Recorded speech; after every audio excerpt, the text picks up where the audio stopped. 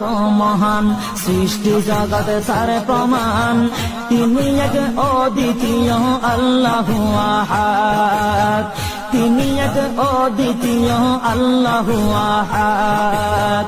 তারি প্রমাণ কুল হু আল্লাহু আহাদ, তারি প্রমাণ কুল হু আল্লাহু আহাদ। আল্লাহর নাই মাতা পিতা, আল্লাহ হলেন নিরাকার, কুল হু আল্লাহ নামটি বাইরে কুরআনে আছে প্রচার।